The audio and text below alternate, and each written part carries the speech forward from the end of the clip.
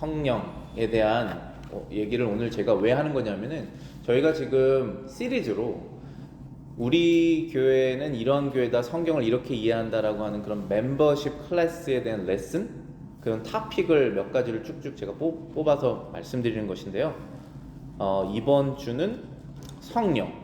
다 모든 교회들도 다 성령을 믿는데 우리만 뭐 특별하게 성령을 믿는 것이냐, 그렇게 하는 것이 아니라 우리는 이런 것을 믿지 않는다라고 이해하시면 더 편한 게 있어요. 예를 들어서 은사주의라고 하는 말 들어보셨나요? 은사주의. 그러니까 은사가 우리말로는 좀 어려운 말인데 쉽게 말하면 선물이에요. 은사가 선물이라는 뜻이거든요. 영어로는 gift예요. 은사주의라는 것은 성령께서 신약 성경 때 신기하게 주셨던 그 미라클들, 기적들을 지금도 주신다라고 믿어서 병이 절대로 못 고치는 병을 어떤 은사 받은 사람이 기도해주면 낫게 되고, 방언도 외국어잖아요. 이 외국어를 했었잖아요. 이 그 제자들이 그 방언을 받아서 외국어를 오늘부터 시작할 수 있다라고 믿는 그러한 은사주의가 있어요. 근데 우리가 믿는 성경은 그렇게 은사주의를 가르치고 있지 않다라고 믿는 것이고, 그거에 대해서 오늘 제가 설명을 해드리려고 합니다. 그래서 오늘 성경 말씀의 제목을 성령의 은사와 성령의 역사, 그러니까 성령께서 우리 안에서 일하시는 일과 그분이 우리 안에서 주시는 열매들, 은사들이라는 제목으로 말씀 전하겠습니다. 성령이 언제부터 계셨는가? 언제부터 계셨을까요? 그렇진 않죠. 성령이 예수님 승천하신 다음에 오신 건 맞는데, 구체적으로 보이도록 오신 것은 맞지만, 창세기 1장 생각나시죠? 창세기 1장에 뭐라고 했어요?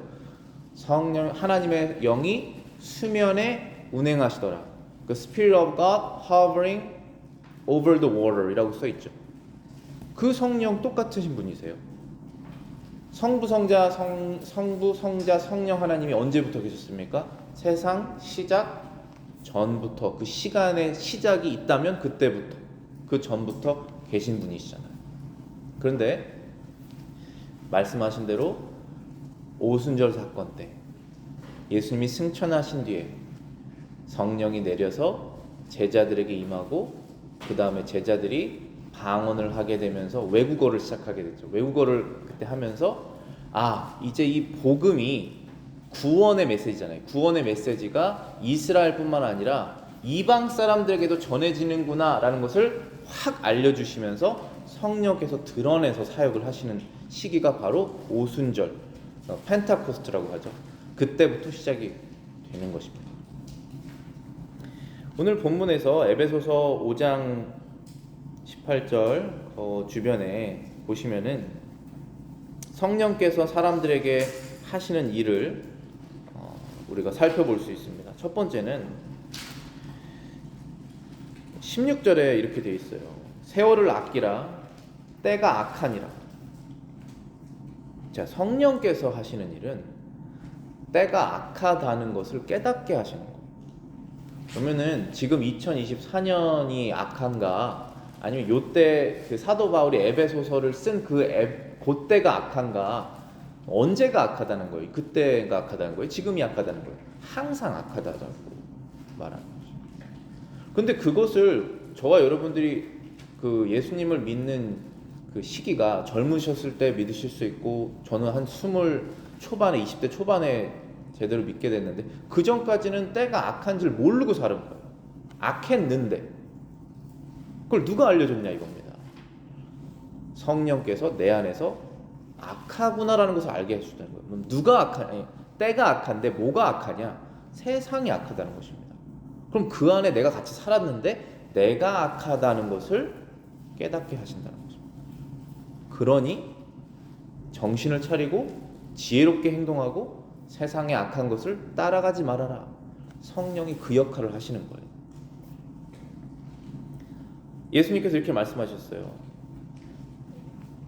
내가 너희들과 이제 곧 떨어질 것인데 그것이 너희에게 좋을 것이다. 성령이 올 것이다. 그분이 오셔서 죄에 대하여, 의에 대하여, 심판에 대하여, 세상에 대하여 책망하리라.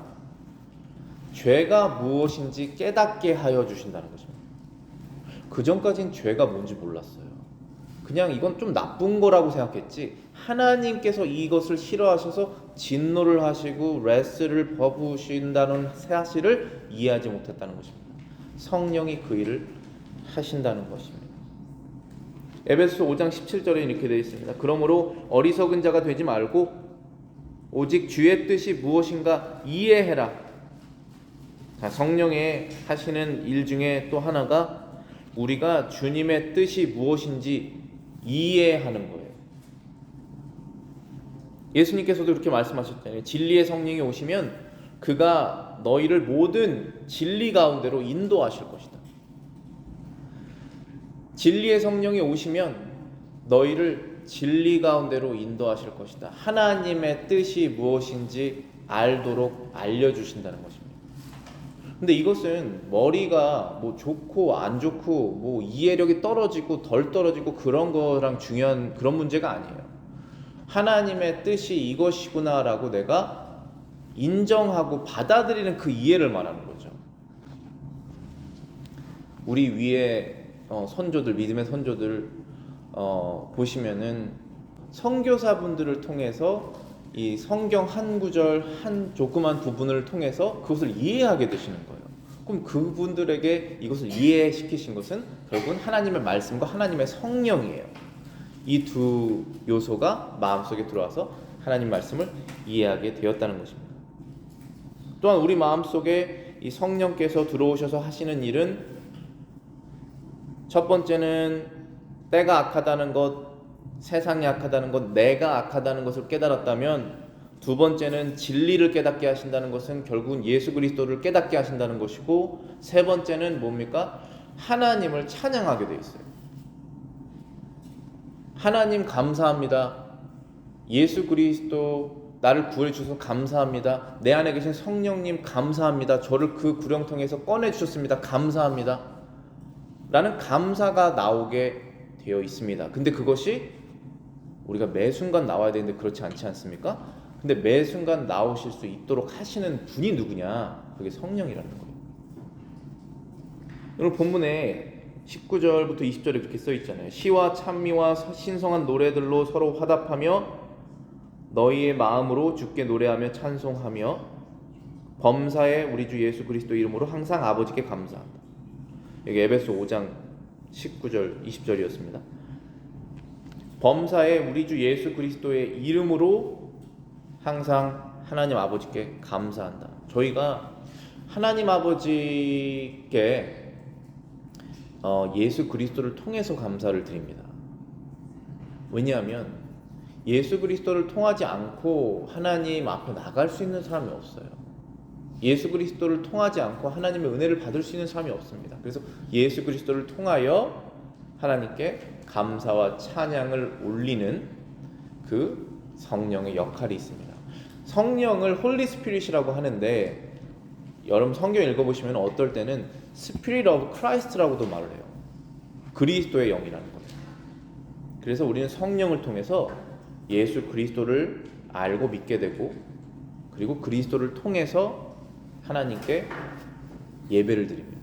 그게 성령이 하시는 일이에요. 그래서 제가 칼라링 메시지 전할 때 아이들에게 하는 말이, 성령이 내 안에 계시다고 하는 증거가 무엇이냐 하면, 내가 입으로, 머리로, 마음으로 예수를 나의 구주로, 하나님의 성육신하신 아들로 고백한다는 거예요.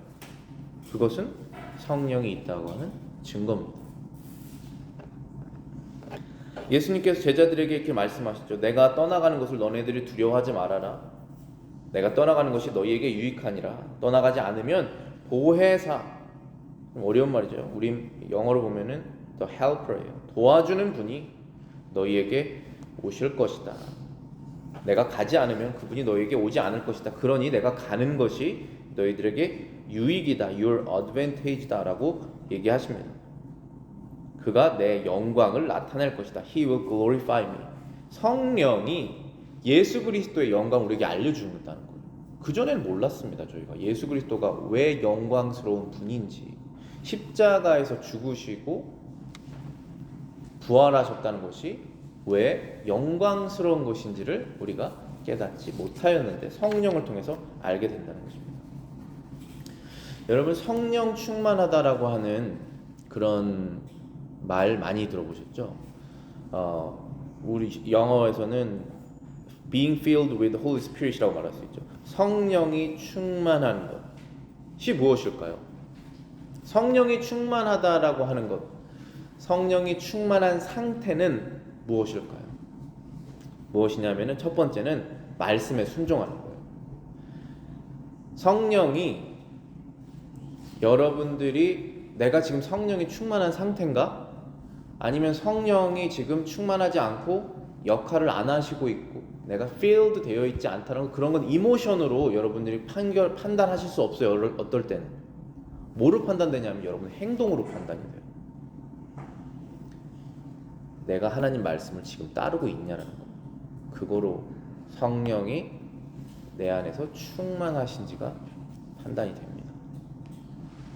왜냐하면 이 하나님의 말씀은, 모든 성경은 하나님의 감동으로 되어 있다라고 되어 있는데, 이게 어디에 나와 있는 말씀이냐면 디모데후서 3장이잖아요. 디모데후서 3장 16절에 하나님의 감동으로 되어 있다는데, 이 감동이라는 말이 이모션이 아니에요. 하나님이 감동한다는 것은 분명히 그분의 마음을 쓰셨다는 것은 맞지만, 여기에서 말하는 것은 He breathed out이란 말이에요. breathed in, 하나님께서 숨을 불어넣으셨다는 것입니다. 이 하나님의 말씀에. 그래서 이 성경은 하나님의 영으로 쓰여져 있는 것이기 때문에 우리가 성령에 충만한 상태면 이 하나님의 영으로 쓰여져 있는 말씀을 따른다는 것입니다. 그러니까 하나님의 영으로 쓰여져 있는 말씀을 따르지 않을 때 나의 성령이 충만하지 않은 상태라는 것입니다. 또한 성령의 열매들이 있잖아요. 사랑과 희락과 화평과 오래 참음과 자비와 양선과 충성과 온유와 절제, 9가지 성령의 열매들을 나열해 놓으셨죠. Fruit of the Spirit이라는 거예요. 이것이 love, joy, peace, long suffering, patience, kindness, goodness, faithfulness, 언제나 똑같이 하나님께 충성되어야 한다는 것입니다. gentleness, 그 다음에 self-control.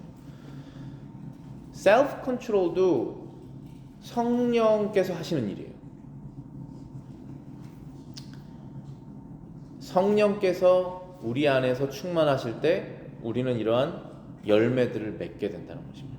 거룩한 열매들, 하나님께서 원하시는 열매들, 나의 말로써, 나의 생각으로써, 나의 행동으로써 참을 수 있게 하시고 사랑을 행할 수 있게 하시고, 저 사람을 위해서, 이 사회를 위해서 선한 것을 내가 바라게 하시고, 하나님께 늘 충성되게 하시고 늘 기쁘게 하시고, 어려움이 있어도 그거는 어떤 긍정적인 긍정의 힘, 뭐 그런 것이 아니란 말이에요. 우리 안에 계신 성령께서 이러한 열매들을 맺어주신다. 그것이 성령의 충만한 상태라는 것입니다.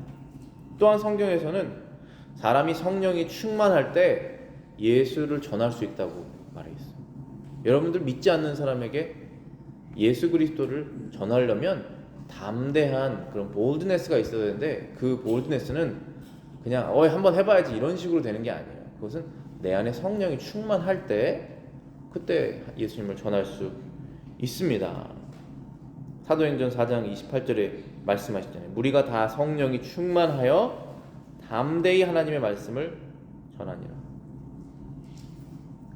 성령이 충만할 때 하나님의 말씀을 전하는 것이 너무나 진리예요. 왜냐하면 하나님의 말씀은 아직 이루어지지 않은 것이 많이 있잖아요. 여러분이 말씀을 전할 때 믿지 않는 사람에게 예수 그리스도께서 다시 오실 것입니다라는 그 말을 할 때 여러분이 확실히 믿어야지 그것이 전할 수 있지 않습니까? 성령이 충만한 상태는 나의 믿음이 흔들리지 않는 상태라는 것이에요. 또한 다른 사람을 사랑하는 마음이 있어야지 그 말도 전할 수 있잖아요. 전혀 관심 없는 사람에게 그 말을 전하지 않습니다. 우리는. 근데 성령이 충만한 상태는 사랑이 충만한 상태잖아요. 그렇기 때문에 사랑하는 마음으로 전할 수 있습니다. 희생도 따르죠. 내가 사랑하지 않는 사람에게 희생할 수 없습니다.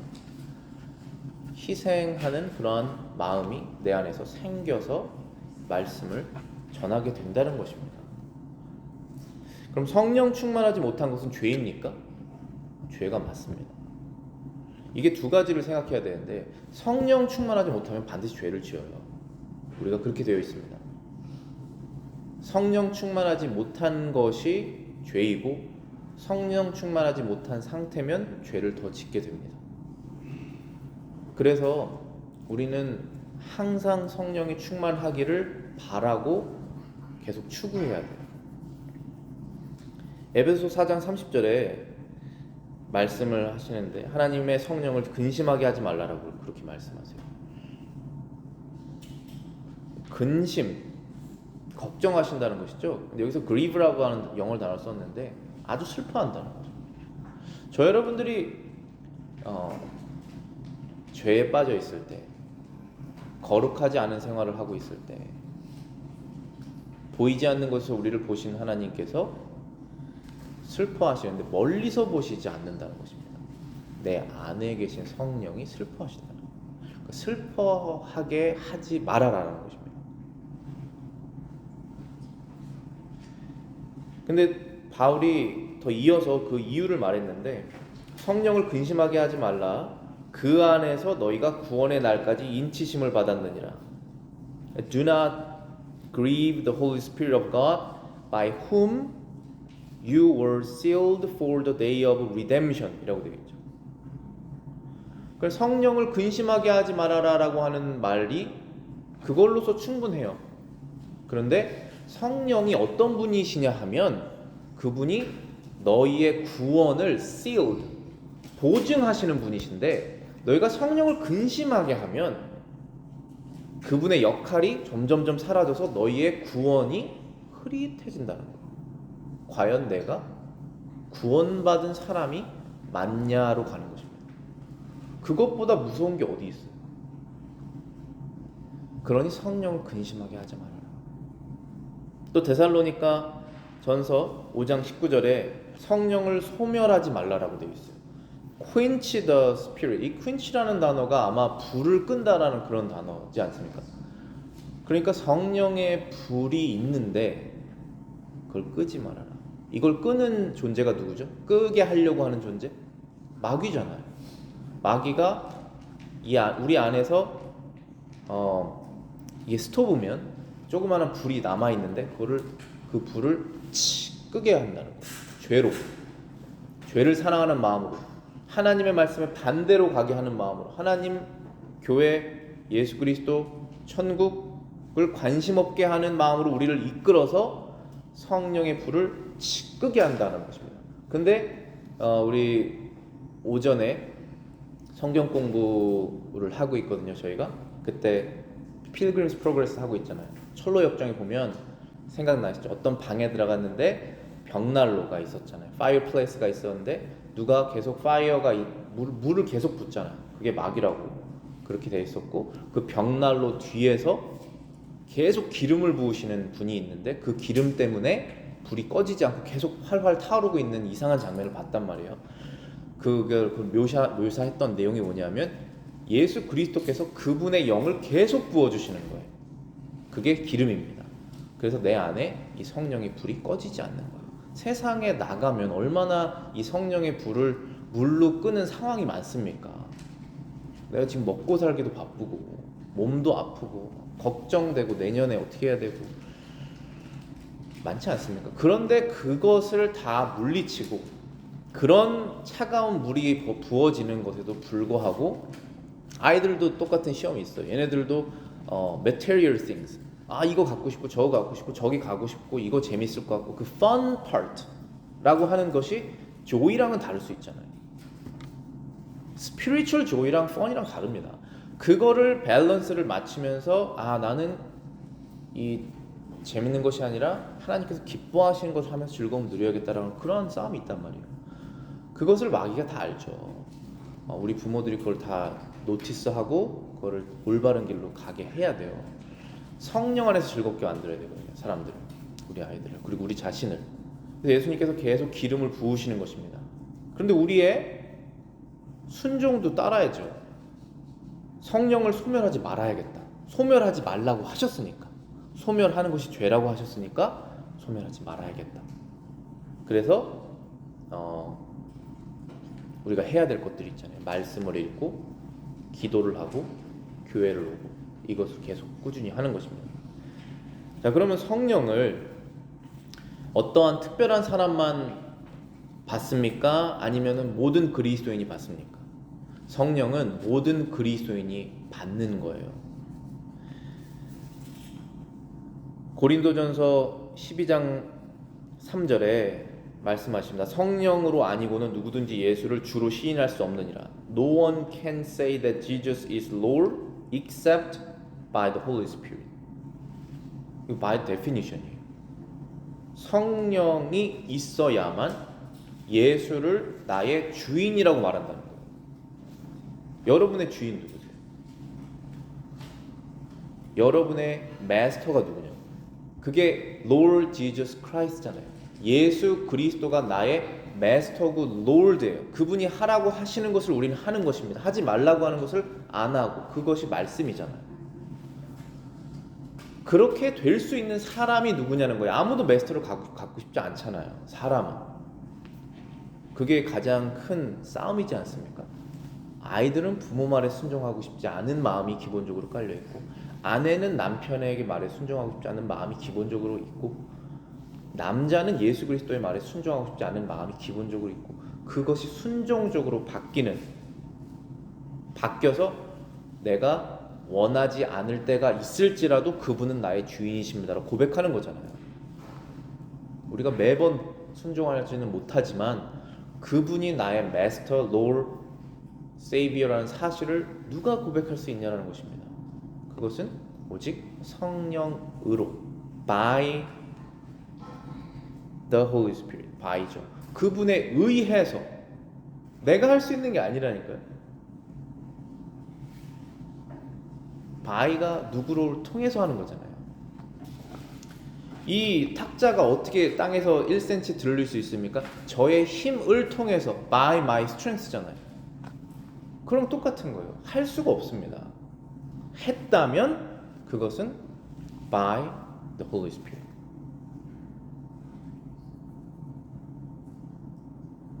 잘못 알았을 수도 있고, 믿는 줄 알았는데 나중에 보니 아닐 수도 있고, 그럴 수 있어요. 그럴 가능성이 전혀 없는 것은 아닙니다. 그러나 우리가 어떻게 아느냐는 이것밖에 없어요. 고백하느냐, 고백하지 않느냐. 그리고 고백대로 살고 있느냐, 거기는 이제 살 수 있고 못 살 수도 있고, 넘어지는 것도 있고, 어떨 때는 확 넘어져서 막 6개월 동안, 7개월 동안, 1년, 3년 동안 없어지는 사람도 있고, 교회에서. 그럴 수도 있잖아요. 그래서 하고 있느냐로까지 가는 것이 더 그것으로 성령이 그 사람 받는 게 맞느냐 해야 되지만은, 어쨌든 고백을 해야 된다는 거죠. 그게 성령이 있다라고 하는 증거라는 거. 성령의 은사라는 말 들어보셨죠? Gift of Spirit. 그것은 은사주의 교회에 가면은, 하나님 저는 이 은사 받고 싶어요. 이 은사 받고 싶어요. 특히 방언, 외국어 하는 그런 이상한 말을 하게 되는 그런 방언을 받고 싶다라고 막 구하고, 성령 집회도 많이 저도 다녔었거든요. 어렸을 때 감리교를 다녔기 때문에 성령 집회 같은 거 하면은 그런 은사를 막 구하기도 하고 막 그래요. 그런데 성경에서 보면 성령의 은사는 성령이 원해서 주시는 거예요. 내가 달라고 하는 게 아니에요. 내가 달라고 하면 그건 기프트가 아니에요. 그 다음에는 내 생일날 나 그 꼭 사줘? 그러면 그게 기프트예요? 그거 아니잖아요. 아예 내가 정했어. 말을 이거 사와야 돼. 그거는 사오라는 거지. 그건 선물이 아니잖아요. 성령께서 주시는 기프트는 그분이 보시고, 이 사람은 이게 필요하겠다, 이게 맞겠다 하고 주시는 거예요. 그래서 은사주의 교회랑은 그게 성경에 대한 이해가 달라요. 우리 개혁주의 교회는 성령께서 주시는 거예요. 근데 그걸 어떻게 아느냐? 성경에 써 있습니다. 고린도전서 12장 11절에 이렇게 말씀하셨잖아요. 이 모든 일은 같은 한 성령이 행하사 그의 뜻대로 각 사람에게 나누어 주시는 것이니라. As he wills, 그분이 원하시는 대로 distributing to each one individually. 하나씩은 아니라 여러 개일 수 있으니까 한 명씩 나눠 주신다는 것입니다. 자, 그러면 우리가 은사를 믿음의 은사도 있고 사랑의 은사도 있고 지식의 은사도 있고 섬김의 은사도 있고 다 다양한 은사가 있잖아요. 근데 그런 은사를 왜 주셨느냐, 이게 중요하잖아요. 그 왜라는 걸 항상 알아야 돼요. 우리가 그렇지 않으면 행동으로 나오지 않아요. 이게 왜라는 게 생각이잖아요. 그 생각이 없으면 행동을 하지 않습니다. 생각을 해야 돼요. 이게 왜지? 라고. 그래야지 하나라도 할 수 있어요. 왜냐하면 교회의 덕을 세운다. 이걸 기억하세요. edifying the church. 교회의 덕을 세운다. edifying the church. 이게 성경에 있는 구절인데, 이 edifying이라고 하는 것이 점점 더 거룩하게 변화시키는 거예요. 덕을 세운다는 것이 거룩한 게 없으면 덕이 없잖아요. 세상하고 똑같지 않습니까? 성령의 은사를 사용해서 내가 속한 교회에 점점 더 덕을 세우는 거예요. 그것 때문에 주셨습니다. 여러분의 은사가 다 다양해요. 제가 딱 여기 이렇게 사람 봐도 다 달라요. 그쵸? 근데 그 은사가 분명히 어디에 쓰여야 되냐면은 내가 속한 교회에 덕을 세우는 데 써야 돼요. 그렇지 않으면 그 은사가 사라져요. 아니면 세상을 위해서 잘못 쓰이거나 나의 욕심을 위해서. 고린도전서 14장 12절에 말씀하십니다. 너희도 영적인 것을 사모하는 자인즉 교회에 덕을 세우기 위하여 그것이 풍성하기를 사용하라. For the edification of the church that you seek to excel. 26절에 또 다시 한번 말씀하시죠. 모든 것을 덕을 세우기 위하여 하라. Let all things be done for edification. 이 edification이라고 하는 단어, 덕을 세운다라고 하는 단어는 거룩한 것을 점점 더 발전시킬 수 있게 한다는 것입니다. 그래서 여러분 한 명 한 명이 우리가 교회에 덕을 세우는 사람들이에요. 그래야만 해요. 그런데 하나님께서 그렇게 하려고 하는 사람에게 반드시 그 은사를 주십니다. 은사를 주셨어요. 그리고 각자가 그게 있습니다. 그거를 사용하셔야 돼요. 그래서 성령께서 그렇게 은사를 주신다는 것이고, 마지막 페이지로 여기 그 설문 노트 마지막 페이지 4쪽으로 가시면은 성령에 대한 바른 이해는 올바른 신앙생활로 이끈다. 제가 이렇게 적어봤습니다. Correct or proper understanding of the Holy Spirit leads us to sound faith. 이게 진짜 그래요. 제가 그 신학교 지금도 저의 신앙이 올바로 서는 그런 과정 중에 미비하지만 있지만 성령에 대한 올바른 이해가 없었어요. 왜냐하면 성령 체험을 추구했던 교회에서 제가 자랐기 때문에. 그래서 가끔 제가 전도를 하다가 보면은 교회를 안 다녔어요. 오랫동안. 그러다가 교회를 뭐 언제 갔었냐 그러면 한 5년 전에 갔었대요. 근데 지금 또 안 다니고 있고. 그래서 5년 전에 갔었다가 한 1년 동안 다녔었대요. 근데 지금은 안 다니고. 근데 그때 한동안 교회 안 나왔다가 왜 잠깐 동안 그렇게 1년 동안 나갔냐? 그럼 무슨 체험을 했다고 그래요, 대부분. 그때 교회를 갔었는데 그때 큰 이렇게 막 너무 감정적으로 기뻤고 좋았다. 아, 그때 찬양을 하는데 와, 내가 너무 막 그때 은혜를 받았고 그래가지고 그때부터 한 6개월 교회 나갔었다고. 근데 지금은 안 나. 그럼 그게 뭐냐 이거예요. 성령은 성령 체험으로 우리를 바른 신앙으로 이끌어 가시지 않습니다. 일반적으로 성령 체험을 해야 돼요. 우리가 성령 체험이라는 게 뭐냐 하면은 생활에서 하나님께서 내 인생에서 일하신다는 걸 체험하는 게 성령 체험이에요. 내가 막 공중에 붕 뜨는 것 같은 느낌이 성령 체험이 아니라 정말 이 하나님의 말씀이 능력 있는 말씀이어서 이 세상 랜덤하게 돌아가는 세상 속에서도 하나님께서 일을 하시고 있구나라는 것을 체험하는 게 성령 체험이에요.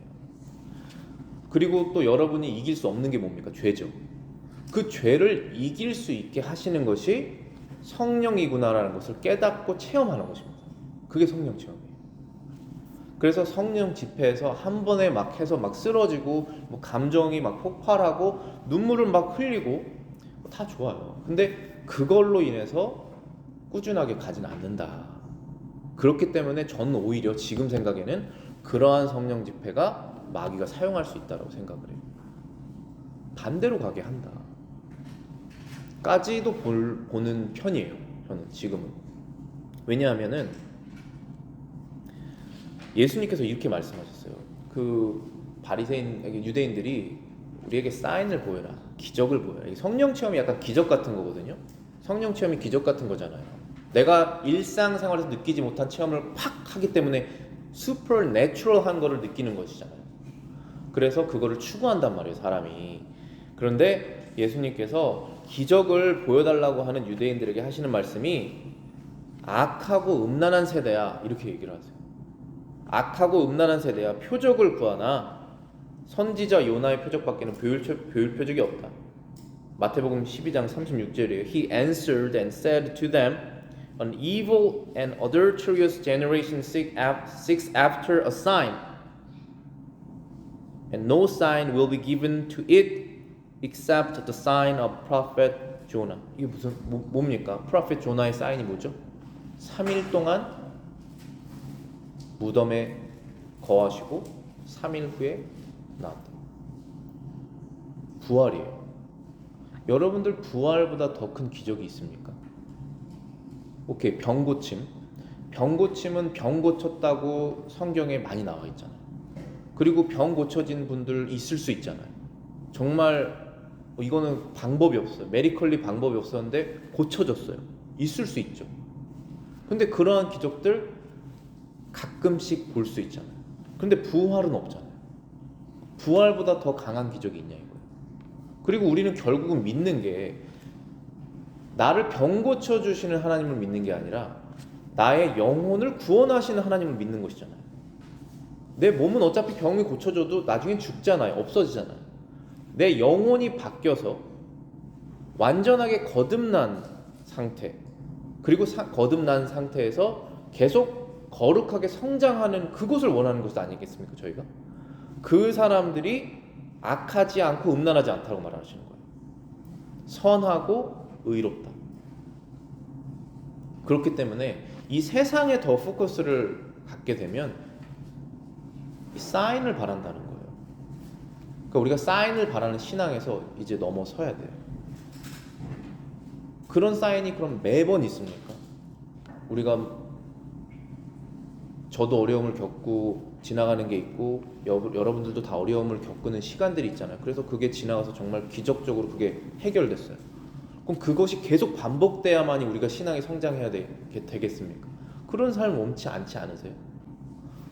노멀한 라이프에서 계속 꾸준한 신앙생활을 통해서 신앙이 성장하기를 바라셔야죠. 더 그게 훨씬 더 좋은 거 아니겠습니까? 하나님께서 하나님의 백성들이 성장하도록 주신 은혜의 방편, 은혜의 방법이라는 게 있어요. The means of grace라고 불러요. 그게 뭡니까? 우리 이건 외워야 돼요. 첫 번째는 말씀, 두 번째는 기도, 세 번째는 성례, sacrament. 이 성례는 교회 밖에서 이루어지지 않아요. 그렇기 때문에 교회 안에 와서 예배 참여하면서 은혜 받는다는 것이죠. 이 세 가지가 반복적으로 일어나는 한 성령은 소멸되지 않습니다. 성령은 계속 역할을 하세요. 물론 여러분들이 이 주일날 예배 드리시고 나가면서 다 까먹으실 수 있어요. 그런 건 너무나 일반적이죠. 그것도 우리가 하지 말아야죠. 계속 붙들고 있어야 돼요. 그러나 세상이 그렇게 우리를 하나님과 떨어뜨리려고 하더라도 말씀, 기도, 예배 참여, 특별히 성찬, 세례를 participate, 참여하는 것으로 인해서 성령이 계속 역할을 하신다는 것입니다. 그래서 일시적인 체험, momentary experience를 통해서 우리가 성령이 역할을 하시지 않습니다. 구원의 확신을 못 얻어요. 그러나 말씀 있고 기도하고 교회에 참여하는 사람들은 꾸준히 예배 생활했습니다. 제가 조금 전에 예 들었던 사람, 오랫동안 교회 안 나갔다가 큰 찬양 집회를 갔는데 은혜를 막 얻어가지고 와, 나 진짜 나 크리스천이었구나 이렇게 해가지고 1년 동안 교회 다니다가 그 다음부터 안 다녀요. 지금도 안 다니고 있어요. 제대로. 그럼 그 사람이 느꼈던 성령 체험 뭐냐는 거예요 도대체. 그런데 반대로 말씀 읽고 기도하고 예배 주일날 한 번도 안 빠지고 여행 가더라도 거기에 있는 예배 가고 그렇게 계속 꾸준히 했다고 생각해보세요. 1년 동안. 그럼 그 사람은 계속 신앙생활 할 거예요. 지금도. 무슨 차이인지 이해되시죠? 이게 감정적이냐 아니면은 스피리추얼한 것이냐라는 말하는 거예요. 제가. 이모셔널한 것이 필요하긴 하지만 그게 only 이모션이냐 아니면 스피리추얼한 거냐라는 것입니다. 아이들에게도 제가 예를 들었지만 펀한 거냐 그게 joyful한 거냐라는 것이죠.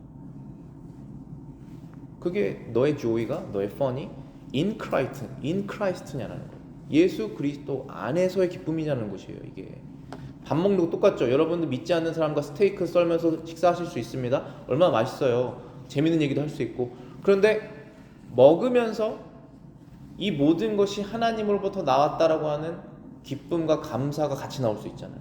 그럼 그리스도 안에서의 즐거움이죠. 근데 믿지 않는 사람은 예수를 주로 시인하지 않기 때문에 성령이 없는 사람은 그걸 모르잖아요. 그래서 완전한 교제가 이루어질 수가 없다라는 거예요. 음식으로 밖에는. 마지막으로 성령께서 우리를 올바른 신앙으로 이끄시는데 결국은 성령이 우리에게 이끄시는 것은 뭐냐 하면 사랑이에요. 여러분들이 고린도전서 12장 읽으시면 여러 가지 성령의 은사들이 있어요. 방언도 성령의 은사고 지금은 없어졌지만 통역하는 거 그것도 성령의 은사이고 지금은 없어졌지만 그런데 영원히 사라지지 않는 은사가 있어요. 그것이 사랑이라고 이렇게 말합니다. 그래서 이 은사도 있고 저 은사도 있고 다 좋은데 너희가 더 나은 은사를 사모해라. The higher gift를 사모해라 라고 하면서 고린도전서 13장으로 넘어가는 거예요. 그게 바로 뭐죠? 사랑이라는 거예요. 사랑의 은사를 더 갖고 싶기를 원해라. 왜냐하면 그거는 없어지지 않는다. 써 있잖아요. 여기 고린도전서 13장 1절에 내가 사람의 방언과 천사의 말을 할지라도 사랑이 없으면 소리나는 구리와 울리는 꽹과리가 된다. 하나님의 말씀을 전해도 믿지 않는 사람에게 아니면 자녀에게 배우자에게 친구에게 가족에게 전해도 사랑이 없으면 시끄러운 소리밖에 될 수 없다. 그러니 사랑이 얼마나 귀한 은사냐. 사랑을 너희들이 얻기를 구해라. 8절에는 사랑이 언제까지나 떨어지지 아니하되 예언도 패하고 방언도 그치고 지식도 패하느니라. cease라고 되어 있죠. cease 없어진다는 것, 끊긴다는 것입니다. 모든 것은 끊기지만 사랑은 패하지 않는다. 떨어지지 않는다. 영원히 간다. 천국에서 방언이 필요 있습니까? 외국어 할 필요가 있어요? 언어가 하나인데 통역할 필요가 있습니까? 언어가 하나인데 예언할 필요가 있습니까? 다 이미 이루어졌는데 아무것도 할 필요가 없다는 거예요. 오직 사랑만 영원히 필요하다. 그렇기 때문에 지속된다. Greatest commandment가 뭡니까? 하나님을 너희의 몸과 힘과 마음을 다해서 사랑해라. 둘째도 이와 같으니 너희 이웃을 내 몸과 같이 사랑해라. 그것이 성령이 하시는 일이에요. 저희가 성령이 없으면 그걸 할 수가 없습니다. 근데 이 모든 율법에 모든 하나님의 명령이 다 포함되어 있어요. 하나님을 사랑하지 않으면 절대로 거룩함에 나아갈 수가 없습니다. 세상 사랑할 수밖에 없어요. 정욕 사랑할 수밖에 없습니다. 이웃을 사랑하지 않으면 절대로 하나님의 말씀을 실천할 수가 없어요. 그렇기 때문에 우리가 여러 가지 은사를 받은 사람으로서 하나님의 영광을 위해서 주님의 교회를 위해서 사용하지만 거기에서 제일 중요한 건 사랑으로 하라.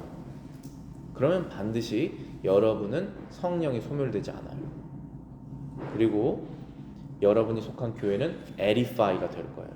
점점 덕을 세워지게 됩니다. 그리고 여러분들, 저희가 성경, 우리가 이해하는 이 성경은 일시적인 체험적인 성령 체험으로 구원의 확신이나 여러분의 믿음이 확 성장하는 것을 저희들은 믿지 않습니다. 성령 체험이라는 것은 여러분이 일상생활 속에서 성령께서 감동을 주셔서 죄를 이기는 것을 통해서 여러분들이 체험하시는 거예요. 은혜의 방편들 잊지 마시고, 뭐라고 그랬죠? 3개: 말씀, 기도, 성례, 참여. 이것을 꾸준히 반복적으로 빠지지 않고 하시면 우리는 성장할 수 있습니다. 반드시 성장하게 되어 있습니다. 성령의 열매를 맺게 되어 있습니다. 기도하겠습니다.